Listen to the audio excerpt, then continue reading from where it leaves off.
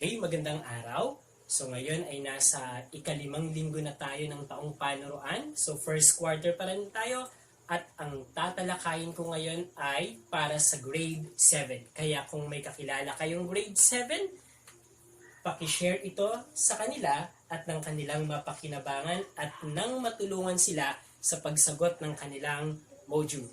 At kapag ito ay nakita ninyong kapaki-pakinabang at nagustuhan ninyo, kung maaari ay isubscribe ang aking YouTube channel. Siguraduhin na ang subscription niyo ay meron ng D sa dulo.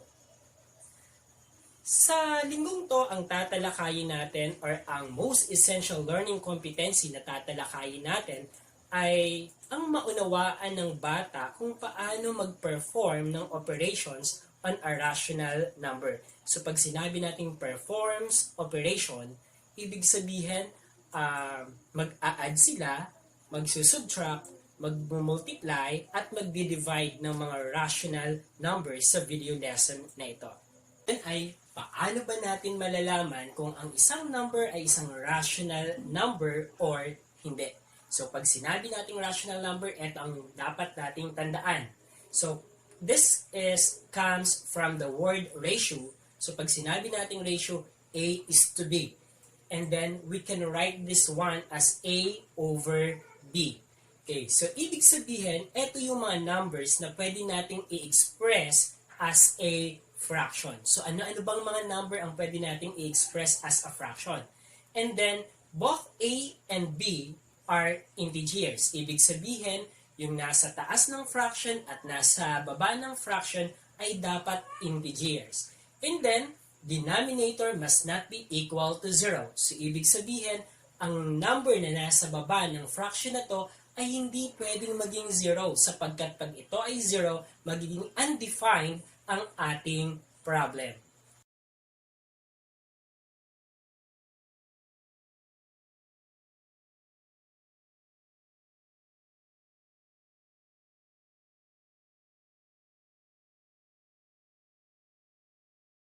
Addition of similar fractions. So, paano ba tayo mag-add ng similar fraction? Paano ba natin madidistinguish na ito ay similar fraction at ito ay hindi similar fraction? So, nung elementary kayo, ito ay naituro na. Ang kaibahan dito sa high school ay since natalakay na natin ng mga nakaraang linggo ang integers, kaya ito ay lalagyan na natin ng integers na tinatawag natin. Halika't samahan niyo ako, sagutan natin ito. Okay, so una, paano natin masasabi na ito ay similar fraction? So tignan nyo ang ating problems. Suriing mabuti ang denominator. So 7, 7, pareho ang denominators. Pangalawa ay 5 and 5, pareho din ang kanilang denominators. 25 and 25, pareho din ang denominators. At 100, 100, pareho ang denominators. So, ito, ibig sabihin kapag ang dalawang fractions ay magkapareho ang denominator, matatawag natin siyang similar fraction. At paano mag-add ng similar fraction? Napakadali lang mga anak. Ganito lang ang gagawin. Okay? Copy natin ang denominator.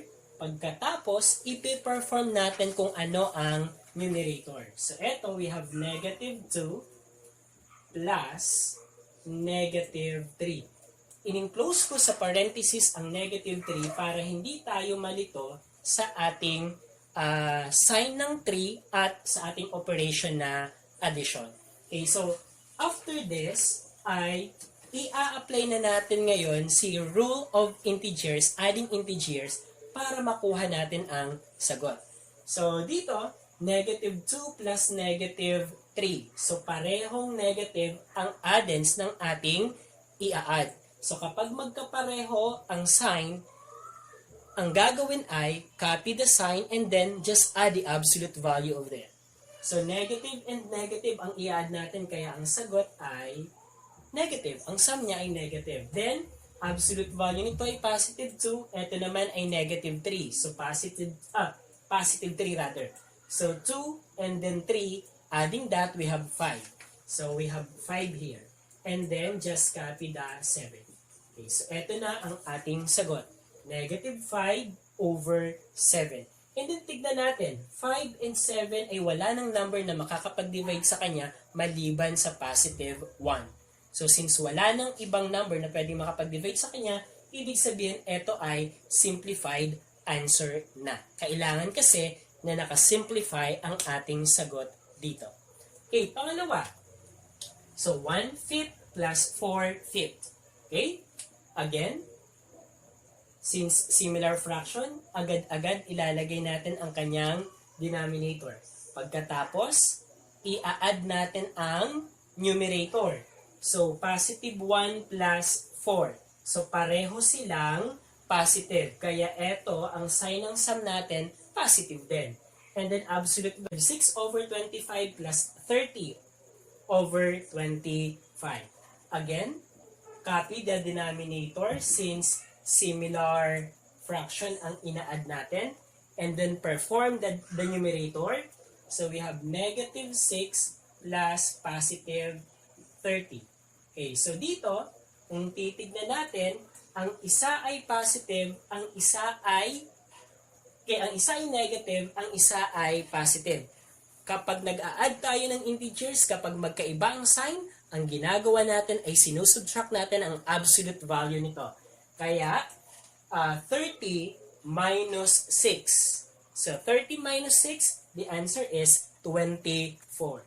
So, we will write 24 sa ating numerator. And then, tignan ang sign ng may mataas na absolute value.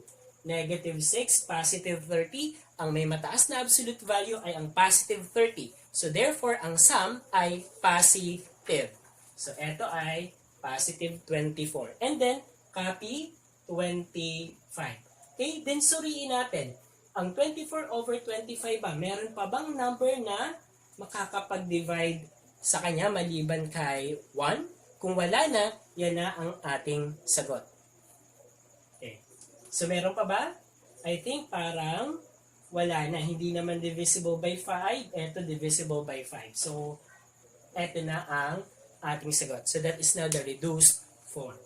Okay, next. Ang last naman natin sa addition natin. Okay, 25 over 100 plus negative 50 over 100. Okay, ang gagawin, let us write the denominator since it is similar fraction and then perform the numerator.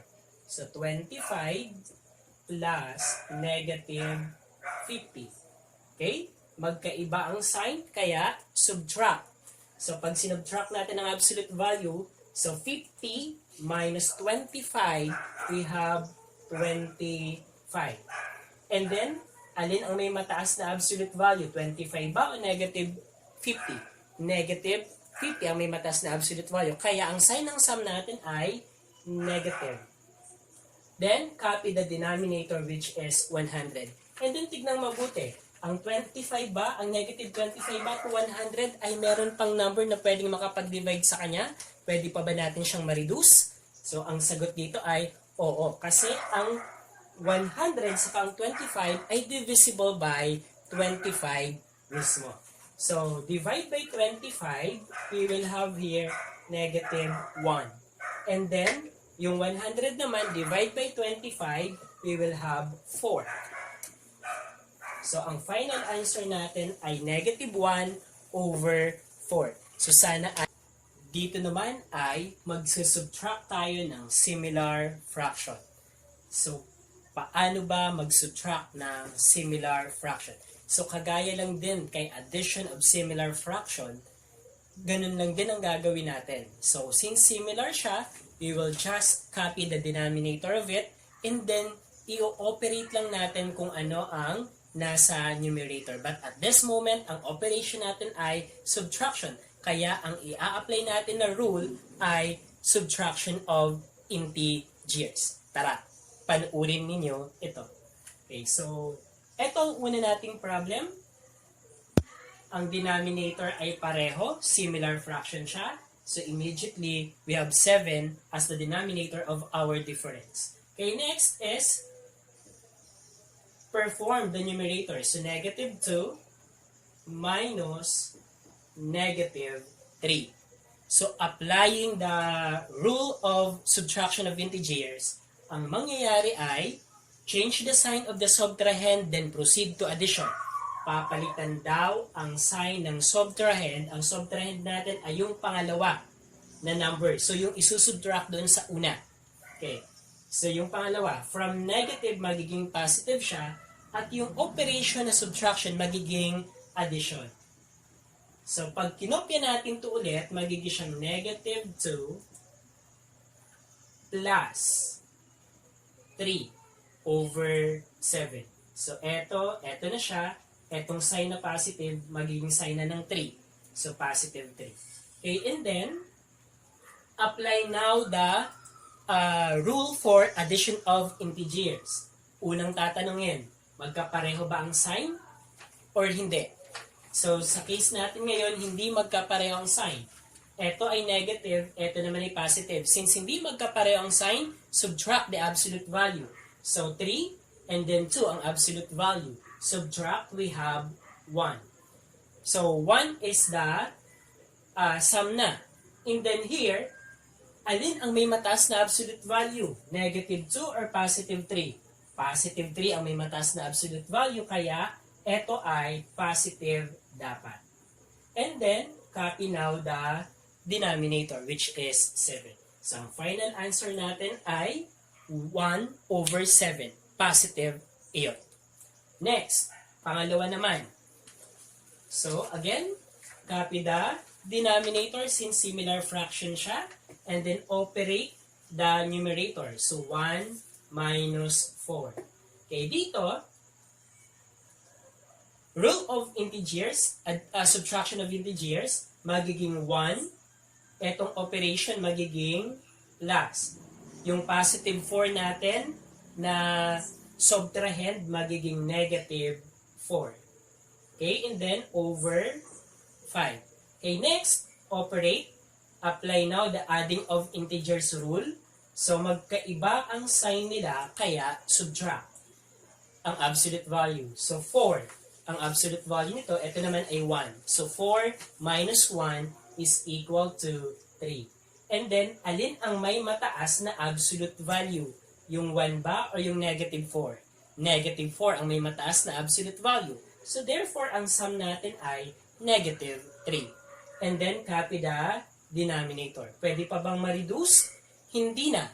So, 3 and 5 are both prime numbers. Kaya, ibig sabihin, yan na ang ating final answer. Negative 3/5.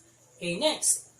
We have negative 6 over 25 minus 30 over 25. Okay, again, pareho ang denominator natin. So, write it as our denominator. And then, operate the numerator. Negative 6 minus 30. Then, apply the rule of subtraction of integers. We have negative 6, copy, magiging plus.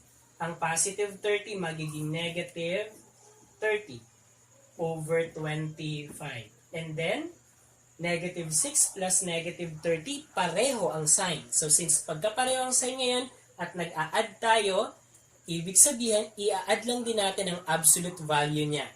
So, 6 ang absolute value nito, 30 naman ito. So, 30 plus 6, 36. So, we have 36 here. Ano ang sign? Nung negative din. So, negative 36 ang numerator natin over 25. So, we have negative 36 over 25. So, ito ay isang improper fraction. So, kapag improper fraction, pwede nating gawing mixed number. So, paano natin gagawing mixed number? Though, ito ay pwede na din naman. So, masasabi nating improper fraction kapag mas mataas ang absolute value ng ating numerator. So, pwede natin siyang i-change into a mixed form. So, sa paanong pamamaraan? So, 36 divided by 25. Ilang 25 meron sa 36? Isa lamang. Then, 1 times 25, 25. Then, get the difference. We have 1 here, and then we have 1 also here. So, ang mangyayari na sa kanya, eto, this one will become the whole number. And then, etong 25 na to, kung ano yung denominator dito, dapat yun din ang denominator sa ating mixed form. So, etong remainder, siya yung nasa taas. So, ibig sabihin, ang negative 36 over 25 ay pwede nating i-change into mixed form na 1 and 11 over 25. Since negative to, ito ay negative din dapat. So, ito or ito ang sagot ninyo, yan ay tama. Sana'y nasundan. Okay, next.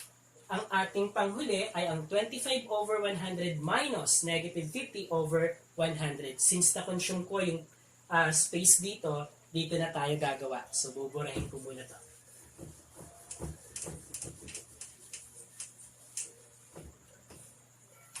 Okay, so eto. Denominator natin ay 100. Ang numerator natin ay 25 minus negative 50. Okay, after that, change the sign of the subtrahend, then proceed to addition. Magiging 25, magiging plus, magiging positive 50. And then over 100. Okay, 25 plus 50, that is 75 over 100. Ito, yung 75 over 100, kung titignan natin, divisible siya by 5. Divisible siya by 25. So, para makuha nyo yon, so pwede nyo gawin ito, continuous division. Divisible siya by 20, okay, by 5 muna tayo. Sige, by 5 muna, kung yun ang unang pumasok sa isip natin. So, ilang 5 meron sa 75? So, divide by 5, we have 1, we have 5, we have 2, we have 5, and then we have, how many 5 do we have in 25? We have 5. So, 25, then 0. So, dito ay 15, meron tayo. Sa 100 naman, ilang 5?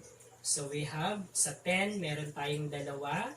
Then we have 10, and then, kaso may 0 pa, lagay dun sa taas. So, dito ay meron tayong 20. Okay, next. 15 and 20, divisible pa rin siya by 5. Okay. So, ilang 5 meron sa 15? Meron tayong 3 lamang. Sa 20, ilang 5 meron? Meron tayong 4.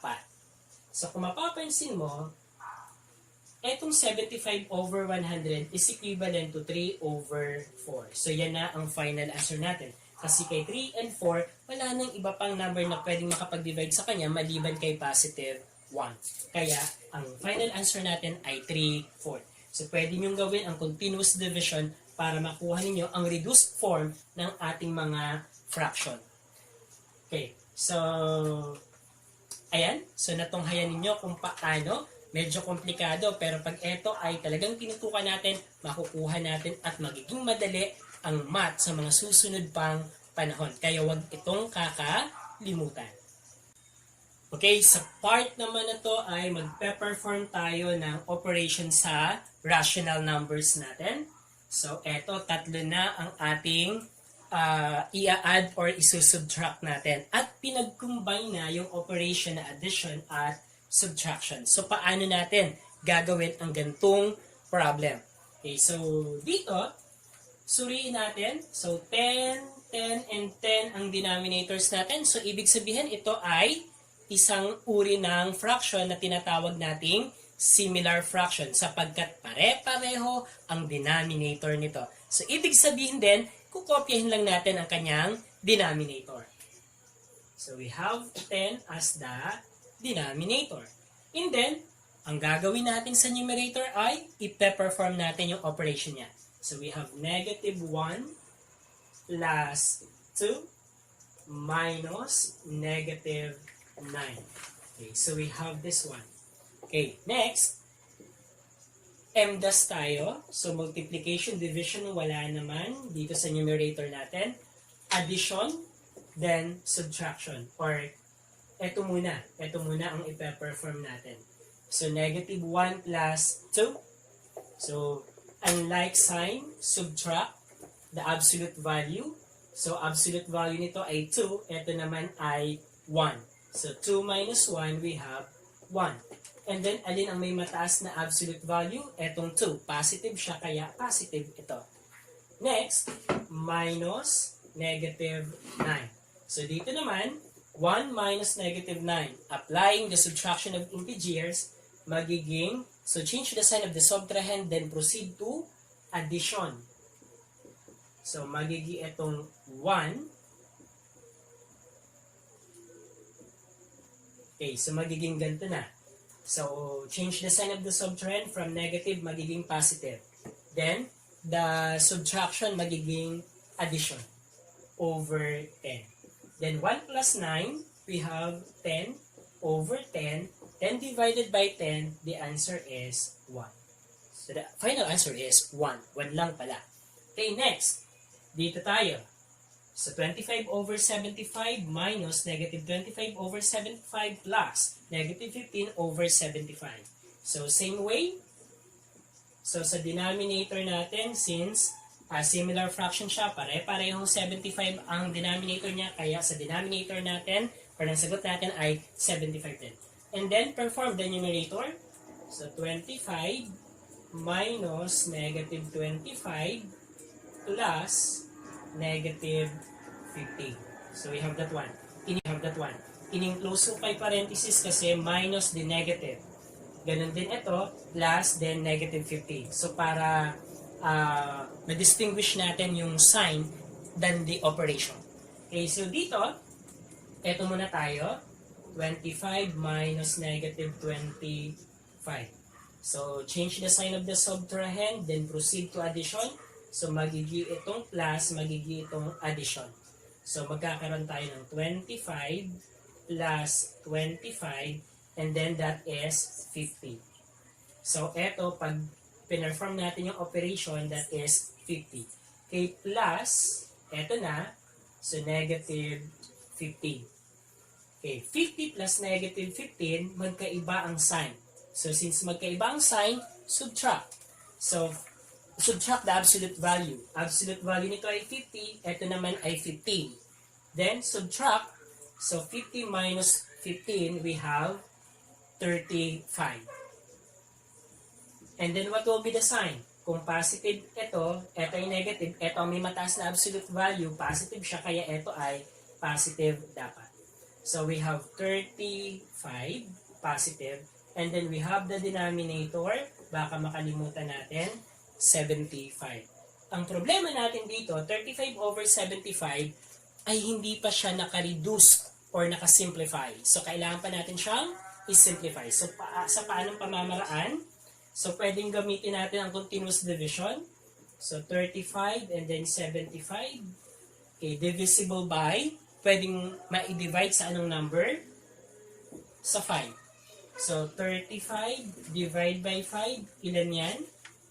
So, dito ay 0. We have 0, we have 3, we have 5. Ilang 5 meron sa 35? So, 5, 10, 15, 20, 25, 30, 35. So, that is 7.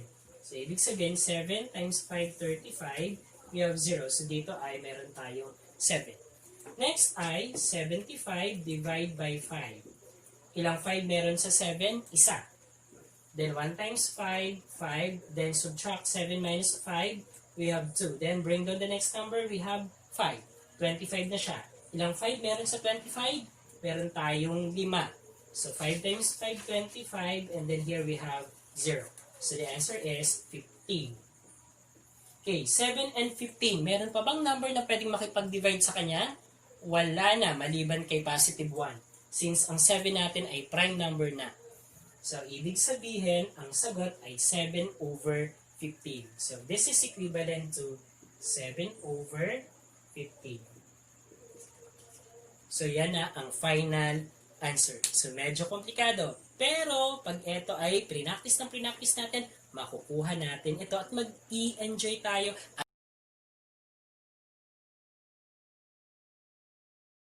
Ayan, nandito na tayo sa medyo pakomplikadong part. So, kanina, tinalakay natin ang similar fraction. So, ngayon naman ay dissimilar fraction. So, perform the operation on the following dissimilar fraction. Paano ba natin ito ma-distinguish kumpara doon kay similar fraction? Kung ang similar fraction, magkapareho ang denominator, ngayon naman kay dissimilar fraction, magkaiba ang kanyang denominator. So, tignan nyo to. So, 3, 5, magkaiba. 10, 5, magkaiba. 5, 30, magkaiba. Ang tanong ngayon ay, paano ito isusolve? Paano ipe-perform ang operation ng gantong klaseng activity? Okay? Dito tayo kay number 1. Ang goal natin dito ay gawin muna siyang similar fraction. Pag nagawa na natin siyang similar fraction, i-apply na natin kung ano natutunan natin kanina sa pag-perform ng operations ng similar fractions natin. Okay, so dito, gawin nating similar fraction. So, 3 and 5. So, since ito ay prime, ito din ay prime, at magkaiba sila, we will get the LCD. So, ang LCD dito ay 15. Okay. Anong number ang imumultiply natin kay 3 para maging 15?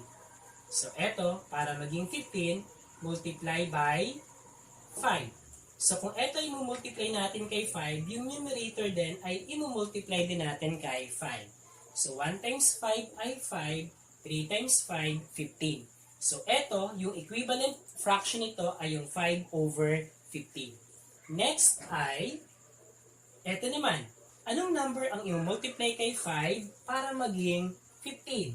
So, the answer is 3. So, kung dito ay 3, ito din i-multiply natin kay 3.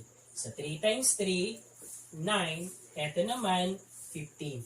So, ngayon, ito, ni-rename lang natin or kinuha lang natin yung equivalent fraction nito na maging similar fraction ang ating isosolve.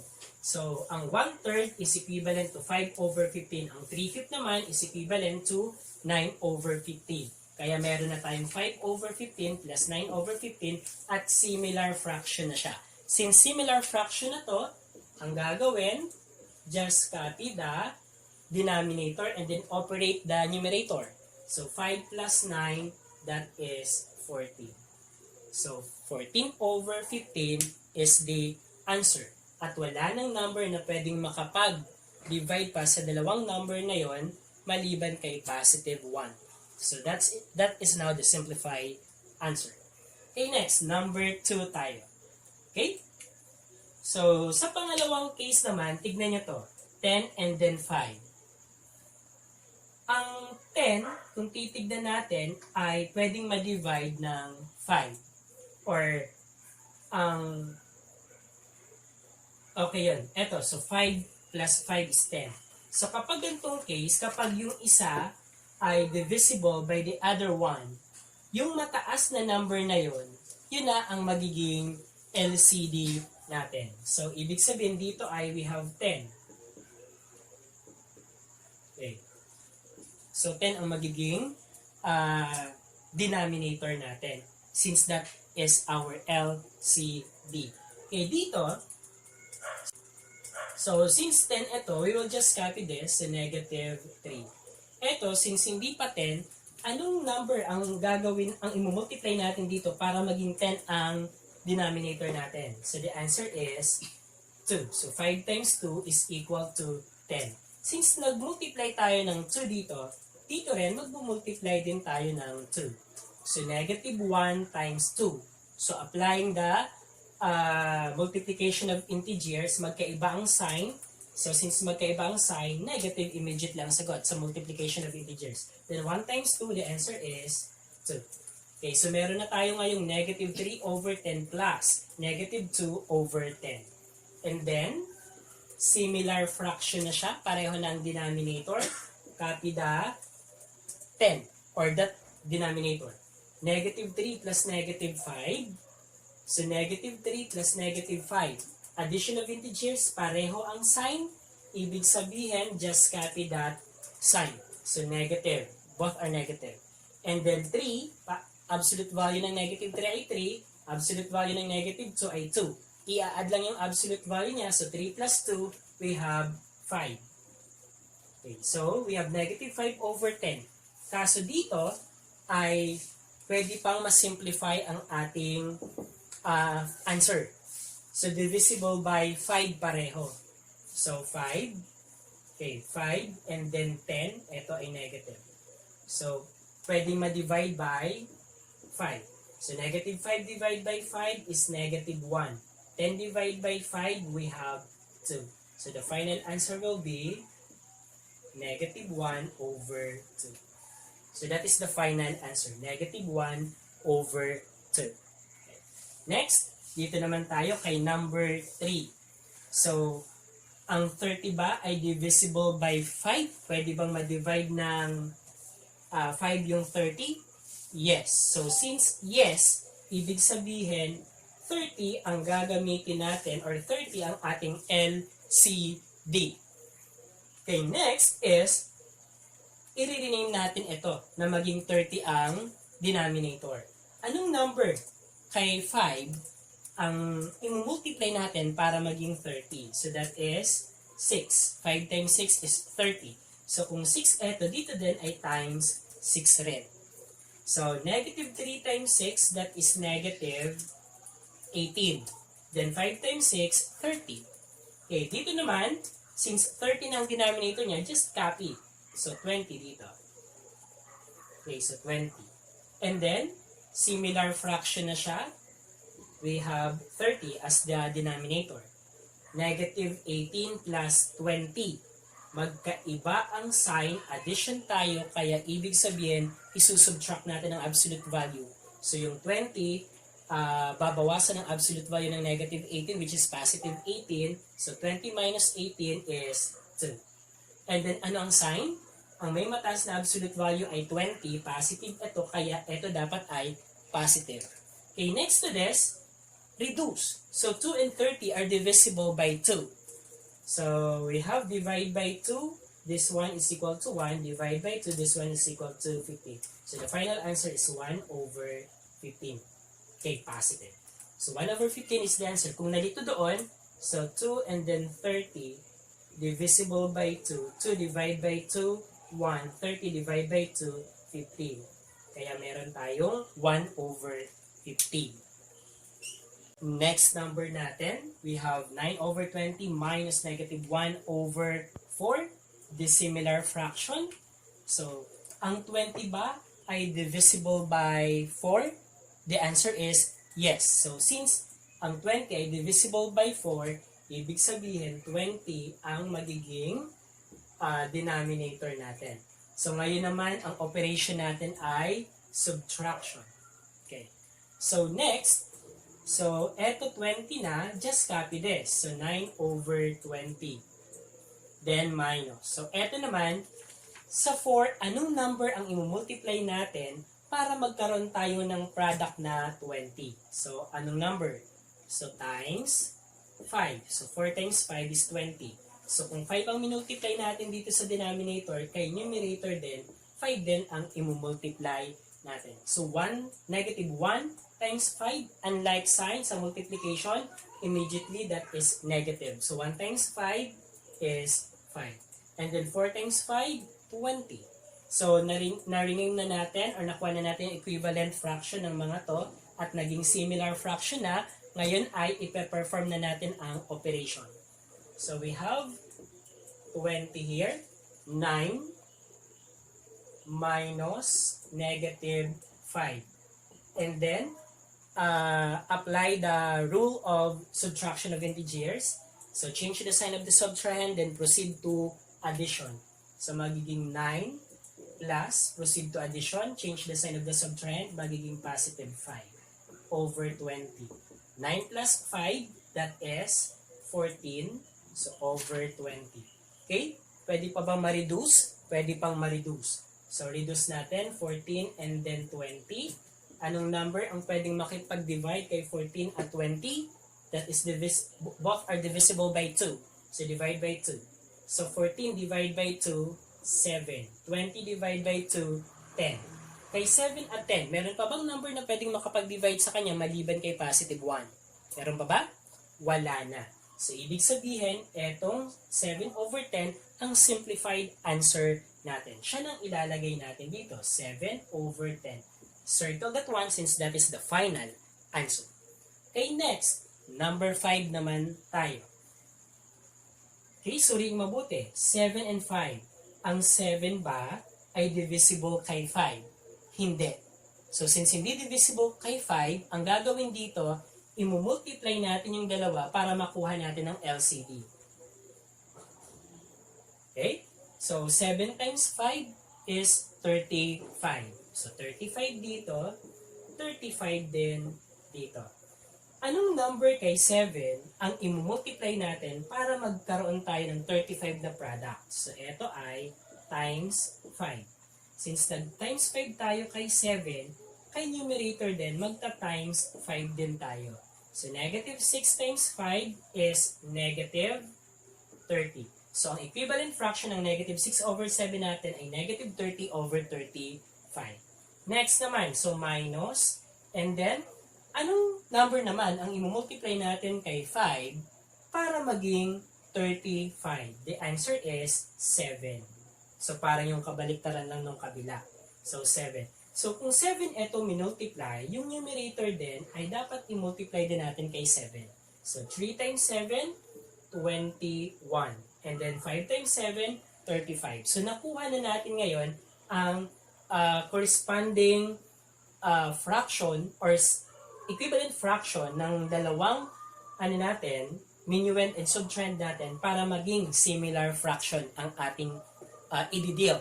So dito, since similar fraction na siya, i-apply na natin ngayon yung pag-subtract ng similar fraction. So here, copy the denominator, 35. And then perform the numerator, negative 30 minus 21. Okay, and then dito, so copy the minuend, then change the sign of the subtrahend, positive 21 to, magiging negative 21. Yung operation na subtraction, so magiging addition. So change the subtrahend, change the sign of the subtrahend, then proceed to addition.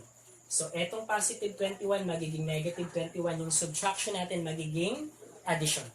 Then over 35. Okay, next to this, negative 30 plus negative 21. Parehong negative and then nasa addition na tayo. Ang rule kay addition, kapag magkapareho ang sign, i-add ang absolute value. So 30 plus 21, we have 51. And then, copy the sign. So parehong negative, kaya negative. So negative 51 ang sum ng numerator natin. Then copy the denominator which is 35. Negative 51 over 35. So dito, nakita natin na mas mataas ang absolute value ng ating numerator. So ibig sabihin, ito ay pwede natin gawing mixed form. So ito ay pwede na din kung naka-reduce na siya, pero reduce na siya kasi ang 51 ay prime number alam ko. Pero kung hindi pa, i-reduce pa natin siya. Pero ito pwede natin gawing mixed form. So sa paanong pamamaraan? So we have negative 51 divided by 35. Ilang 35 meron sa 51? Meron lamang tayong isa. So 1 times 35, 35, and then subtract, magiging 11 to, magiging 4 ito. 11, okay, disregard muna natin to. So 11 minus 5, we have 6. Then 4 minus 3, we have 1. So ibig sabihin, ito, yung whole number natin ay whole number din ng ating mixed form. And then, kung anong denominator nung improper fraction natin, siya ding denominator ng mixed form natin. Then, yung remainder ng ating division ay magiging numerator. So, ang negative 51 over 35 is equal to negative 1 and 16 over 35 na mixed form. So, ibig sabihin, kahit alin dito sa dalawa ang sagot natin, yun ay tama. Okay, number 3 tayo. So, 2 over 3 minus 1/4. So, ang 4 ba ay divisible by 3? Hindi. So, since hindi, anong gagawin? Imumultiply lang natin ang dalawang denominator. So, 3 times 4, 12. So, ibig sabihin, 12 ang ating magiging denominator sa similar fraction natin. Anong number ang pwedeng i-multiply kay 3 para maging 12 ang product? So, that is 4. So, kung 4 ang minultiply kay denominator, ganun din dapat kay numerator. So, 2 times 4 8. So 8 over 12 is an equivalent fraction of 2 over 3. Next, ito naman, anong number ang i-multiply kay 4 para magkaroon tayo ng product na 12? The answer is 3, which is this one. Okay, so then, kung nag-multiply tayo ng 3 dito, ganun din dito sa numerator natin. So 1 times 3, we have 3, and then 4 times 3, 12. So ito naman ang equivalent fraction ng ating 1/4. At dito, similar fraction na siya. So since similar fraction na, copy the denominator and then operate the numerator. 8 minus 3, 5. Then over 12. 5 over 12, ang 5 ay prime na. So, mayroon pa bang number na pwedeng makapag-divide sa kanya maliban kay positive 1? Wala na. So, ibig sabihin, 5 over 12 is the final answer. Number 7, negative 1 over 15 minus negative 2 over 5. So, 15 and 5. Ang 15 ba ay divisible by 5? Ito ba ay pwedeng ma-divide ng 5? Yes. So, since pwedeng ma-divide by 5 ang 15, ang magiging LCD natin ngayon ay 15. At kung 15 ang LCD natin, we will just copy the negative 1 dun sa numerator niya. At eto naman, ay mag-isip tayo ng number na kapag binultiply kay 5, ang magiging sagot ay 15. The answer is, anong number? 3. Diba? So 5 times 3, 15. So kung 3 ang multiplier natin kay denominator, dapat yung numerator din ay i-multiply din natin by 3. So negative 2 times 3, that is negative 6. Ngayon ay pareho ng 15 ang denominator, similar fraction na siya, operate na natin. So 15 and then negative 1 minus negative 6. In-enclose ko kay parenthesis kasi negative siya. So para ma-distinguish natin yung sign niya. And then, apply the rule of subtraction of integers. So, copy the minuend. Change the sign of the subtrahend. So, magiging positive to. Proceed to addition. Magiging plus. And then, over 15. Okay? Negative 1 plus 6. Magkaiba ang sign. Kaya addition of integers naman. Magkaiba ang sign. Subtract the absolute value. So, 6 minus 1. We have 5. Then, copy the sign of the number with higher absolute value. Ang may mataas na absolute value ay positive 6. So, dapat ito ay positive. Over 15. So, 5 over 15, kung titignan natin, pwede pang ma-reduce. So, ang 5 at 15 ay divisible by what number? Divisible siya kay 5. So, 5 divided by 5, 1.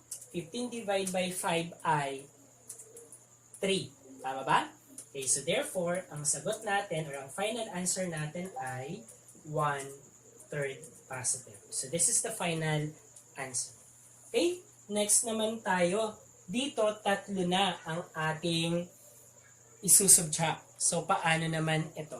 Okay, so same way, 3, 10. Ang 10 ba divisible by 3? Hindi.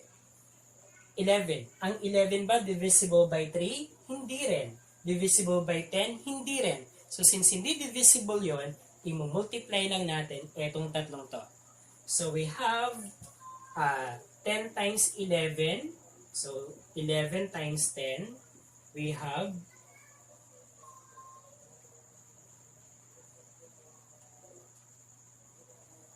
we have 110. And then times 3. Okay, ulitin ko nga. Mukhang naguluhan tayo. Okay, so 3 times 10 muna tayo. That is 30. Then 30 times 11. So 0 here. 3 times 1 ay 3. 3 times 1 ay 3. So 0 here. 3 times 1 ay 3. 3 times 1 ay 3. We have 330. So dito ay meron tayong 330. 330. 330. Okay, and then subtract. Okay. Anong number ang imumultiply natin kay 3 para magkaroon ng 330? So, sa palagay niya, anong number yan? So, that is 10 times 11, we have 110.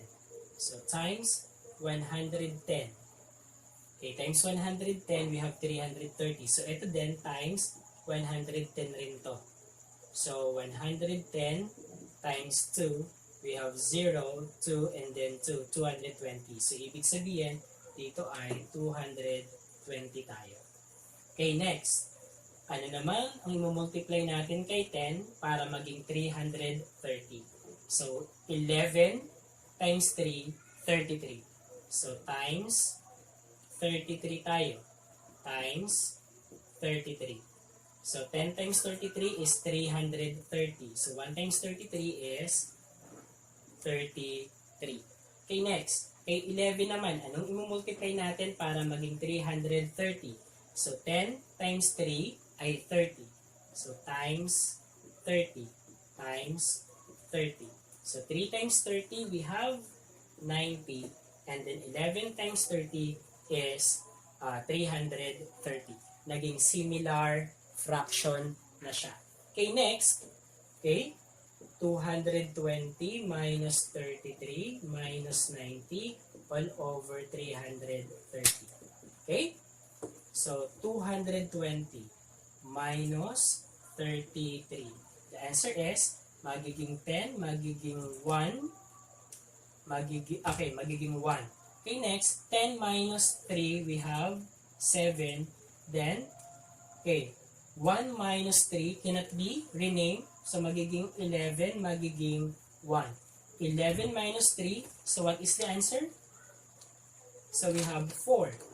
4 ba? 8. Nanay. Tama ba? Okay, 8, 9, 10, 11. Okay, 8, tama. And then, 1 here. So, we have 187. Okay, 187 minus 90 naman. Okay, 7 here. 18 minus 9, we have 9. So, 97 over 330. Okay, ang tanong natin dito, meron pa bang number na pwedeng makapag-divide sa dalawa, sa 97 na 330, maliban kay positive 1? Kung wala na, yan na ang ating final answer. Pero kung meron pa, kailangan pa natin siyang i-reduce. Okay, try natin. So, medyo malaki yung number. Pero ang 97 parang prime na. So, try natin. So, 97 over 330. Okay, wala na. So, eto na ang ating final answer since wala nang number na maaaring makapag-divide kay 97 at 330. So, this is now the final answer.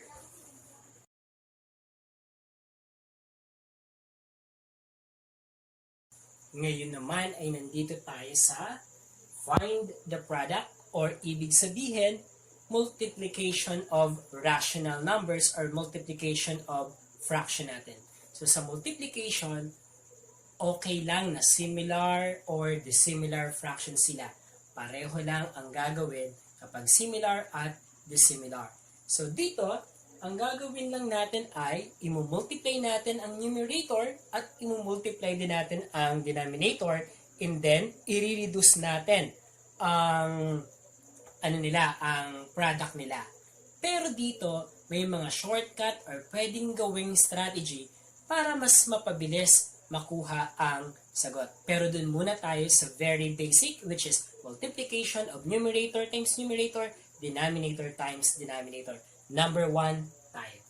Okay, so dito, so 1/2 times 2 over 10, so times. Okay, 1 times 2, we have 2, and then 2 times 10, we have 20. And then 2 over 20, so 2 and 20, divisible by 2. So 2 divided by 2 is 1, 20 divided by 2 is 10. So therefore, the final answer is 1 over 10. Okay, yan ang basic niya. Okay, another one is eto. So, 2 and then 2 maka-cancel out kasi 2 divided by 2 is equal to 1. Okay? So, naging 1 eto, naging 1 eto. So, 1 times 1, 1, and then 1 times 10, 10. So, sinimplify ko na agad dito pa lang. Okay. Next, number 2 tayo. So, we have here, negative 3 times 4. So, we have negative 12. And then 2 times 9, we have 18. Okay, so eto kung bakit negative siya, kasi ang minumultiply natin ay magkaibang sign. So sa multiplication of integers, kapag magkaibang sign, immediately the product is negative. Pero kapag magkapareho, parehong negative, parehong positive, ang sagot ay positive. Okay, so eto, sa case natin ngayon, magkaiba ang sign, kaya negative tayo. Okay, then here, we have 12 and then 18. Disregard muna natin yung sign. So 12, 18, divisible by, kung ang naisip natin ay 2, go tayo. So divide by 2, we have 6, divide by 2, we have 9. Okay, 6 and 9 divisible by what number? Okay, by 3. 6 divide by 3, we have 2. 9 divide by 3, we have 3.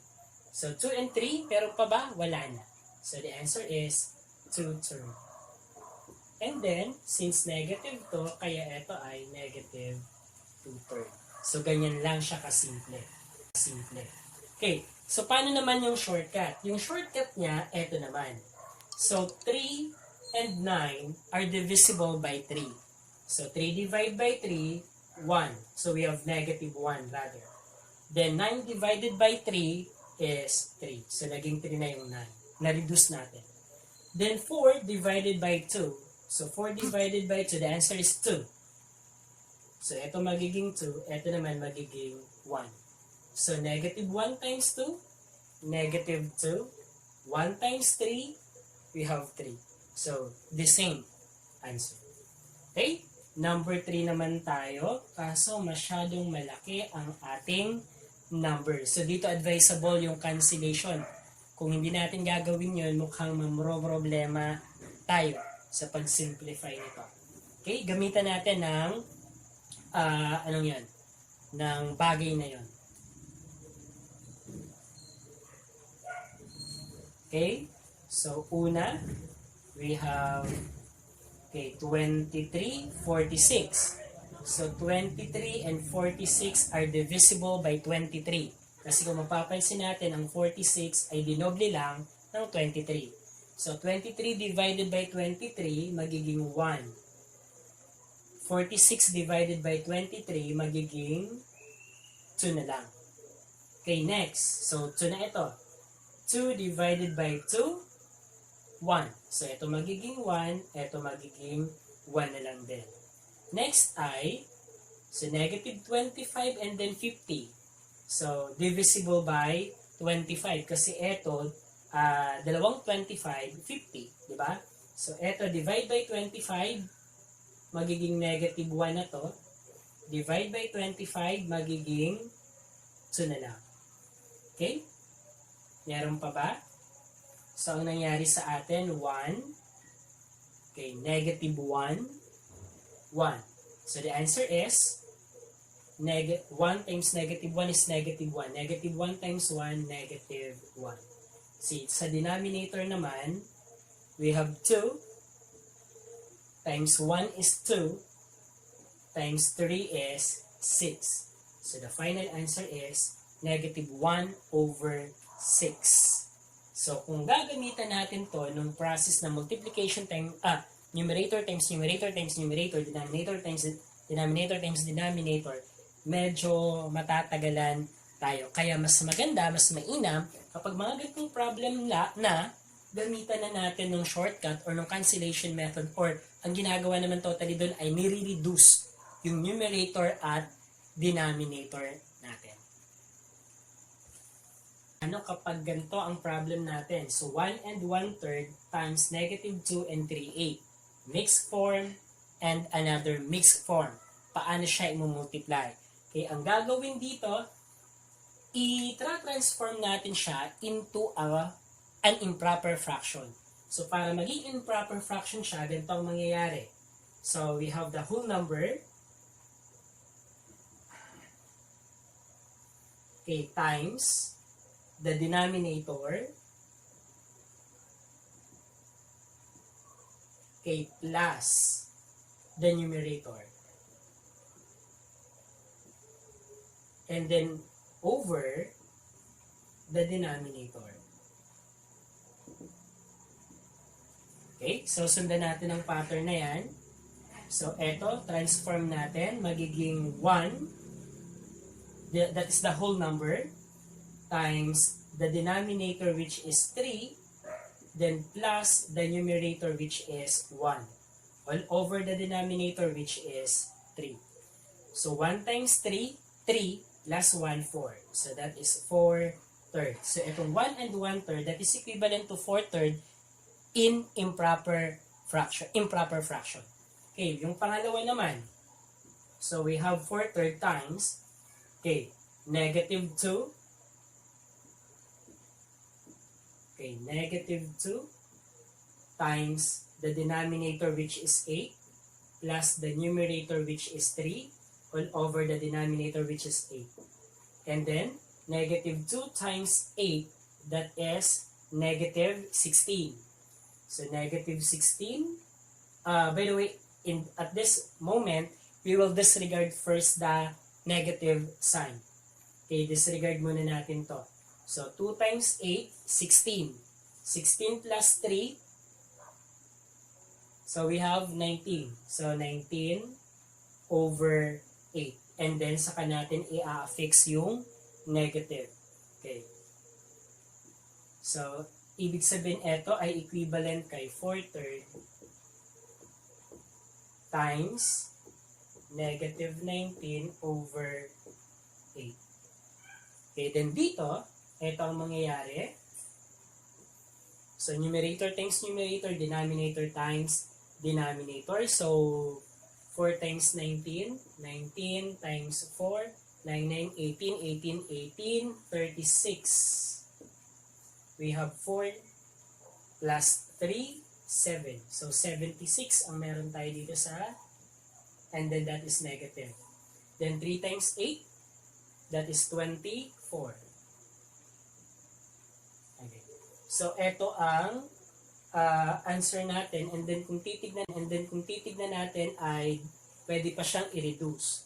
So, negative 76, and then 24 divisible by 2. Okay, so 76 divide by 2, we have 3, we have 6, 16 divide by 2, we have 8. Tama, no? Then 16, 0. So here we have 38. And then here we have 12. Okay, then 38 and 12 are still divisible by 2. So 38 divide by 2, ilan yan? So 38 divide by 2, 19 na yata to. So we have 2, we have 1, 8, we have 9. 9 times 2, 18, 0. So we have 19 and then 6. Okay, 19 and 6. 19 is a prime number na. So ibig sabihin, this is equivalent to 19 over 6, and then don't forget that the numerator is negative. So, negative 19 over 6. Okay, next to this, since siya ay improper fraction, mas mataas ang absolute value ng numerator natin kaysa sa denominator. Kaya ang pwedeng gawin siyang mixed form. So, paano magiging mixed form? So, i-divide natin siya. Disregard muna yung sign. So, 19 divided by 6, we have 3. We have 18. We have 1 here. Okay, so, whole number. And then, kung anong denominator, siya din ang denominator ng mixed form. And then, our remainder is 1. So, we have this one. And then, negative yon. Kaya dapat ito ay negative. So, ito ay magkaiba lang yung form pero ang value ay the same. Okay, sana ay nasusundan. Okay, next. Tignan natin kapag ginamitan natin ng cancellation or shortcut. 4 and 8 are divisible by 4. So, 4 divided by 4, 1. 8 divided by 4, 2. Okay, next. 9, 3, and 19 ay hindi na pwede. So, 1 times negative 19, negative 19. 3 times 2, 6. So, mas madali, di ba? Kaysa yung nag-multiply tayo, then medyo maraming computation or solving ang nangyari. Di ba? So, kaya mas maganda na maging magaling tayo sa pag-identify or pag-determine ng mga number na pwedeng i-cancel out or i-simplify. Ayan. So, that's why the answer is negative 19 over 6, then that is equivalent to a mixed form, negative 3 and 1/6. So, kahit alin din ang sagot, yan ay tama.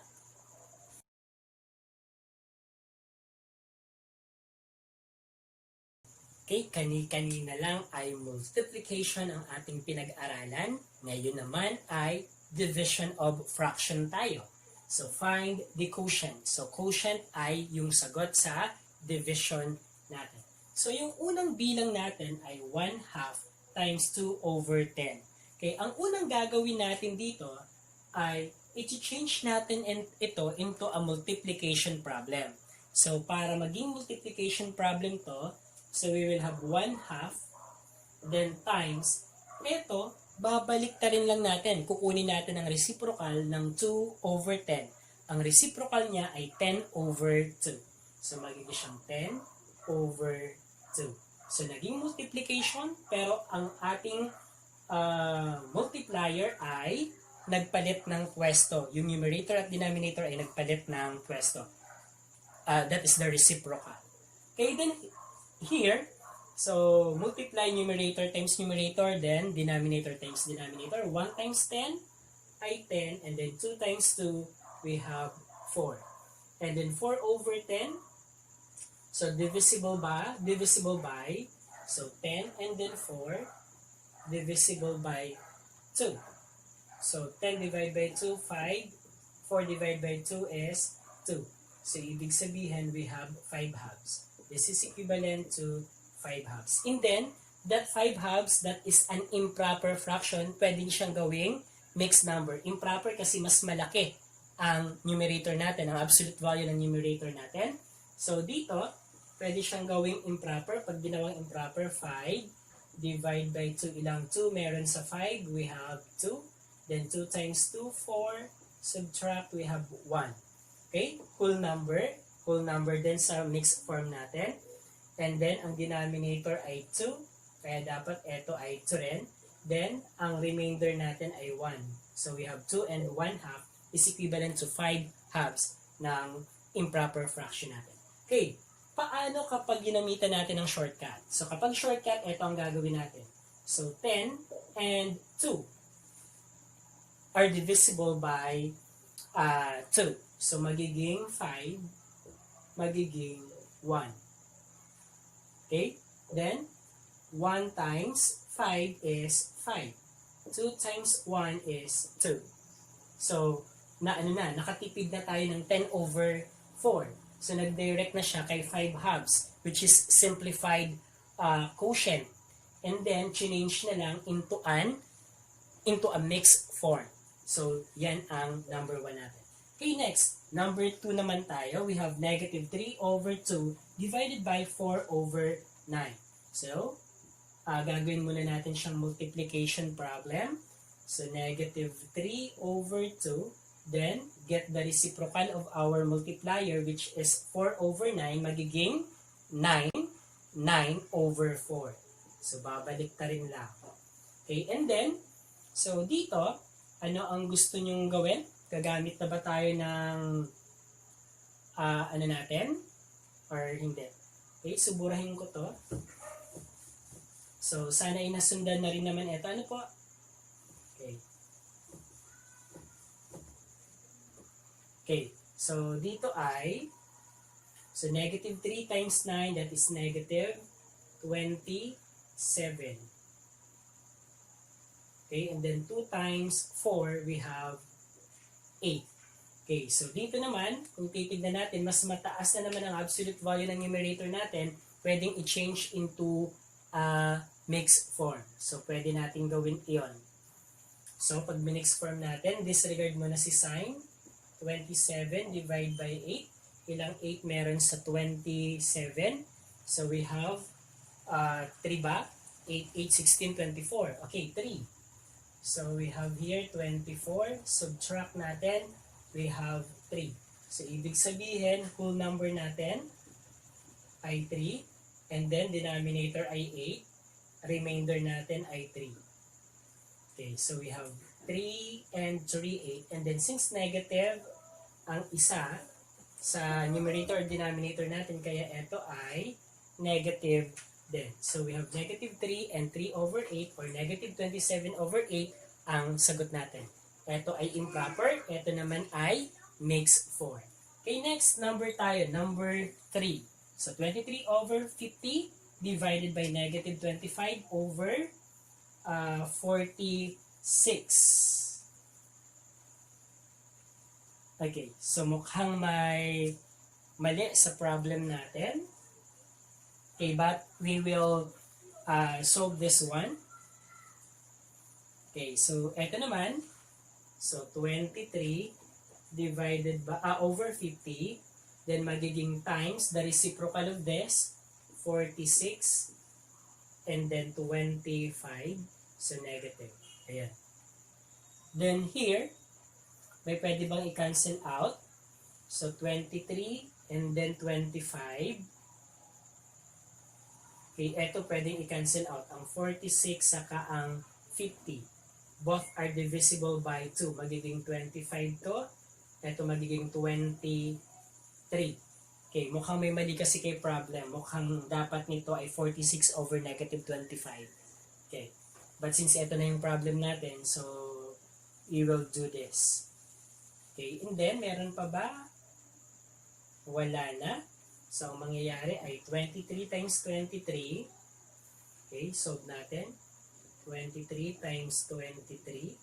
So, 3 times 3, 9. 3 times 2, 6. And then, we have 6. We have 4. Okay, we have 9, 12, 5. So, 529. So, 529. Over. Okay, 25 times negative 25. So, we have negative.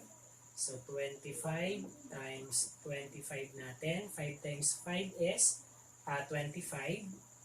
And then we have 10, 11, 12. Then 2 times 5, 10. Carry 1.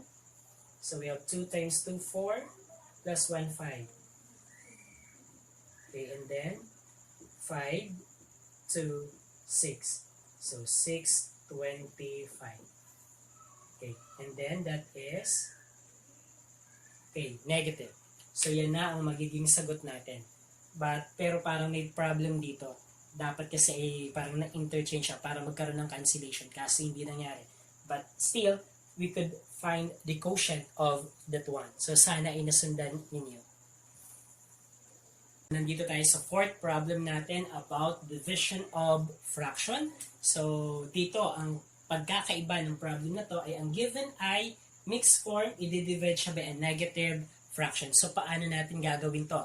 So, una, kailangan natin i-change into improper fraction ito. So, ano nga yun? Whole number. So, whole number times the denominator plus the numerator all over the denominator. Okay, so here, so we have the whole number which is 1 times the denominator which is 3, then plus the numerator which is 1 all over the denominator which is 3. 1 times 3 is 3, 3 plus 1 ay 4. So we have 4/3 as the equivalent improper fraction of this mixed form 1 and 1/3. Okay, then times, okay, eto, divide by negative 3 over 8. Okay, in this case, ang gagawin natin, we need to change this one into a multiplication problem, and then, kukunin lang natin ang reciprocal ng ating divisor or ng ating divisor natin, which is the negative 3 over 8. So, magiging siyang 4/3. Okay, magiging times yung division natin, and then yung negative 3 over 8 magiging 8 over negative 3. So, 8 over negative 3. Yung negative natin, pwedeng ilagay natin sa sa gitna, pwedeng dito, pwede namang sa numerator. Walang problema doon. Okay, then dito, so we will now multiply numerator and numerator, denominator and denominator. So 4 times 8, 8, 8, 16, 16, 16, 32. So here we have 32. And then 3 times 3, 9. So we have negative 32 over 9 as the answer. Then, evaluating that one, mas mataas ang absolute value ng ating numerator, kaya pwede natin siyang i-change into a mixed form. So kapag minix form natin siya, so 32 divided by 9, ilang 9 meron sa 32? So we have, so 9, 9, 18, 18, 18, 36. So ibig sabihin tatlo lang, no? So 3, we have 27, and then subtract, magiging 12, magiging 2. So we have 12 minus 7, that is 5. So we have that. So we have the whole number is 3, and then the denominator is 9, and then our remainder is 5. And then since this is negative, our mixed form must be negative also. So negative 32 over 9 and negative 3 and 5 over 9 have the same value. So pareho lang yung value niya. So yan ang pwedeng maging sagot sa problem natin.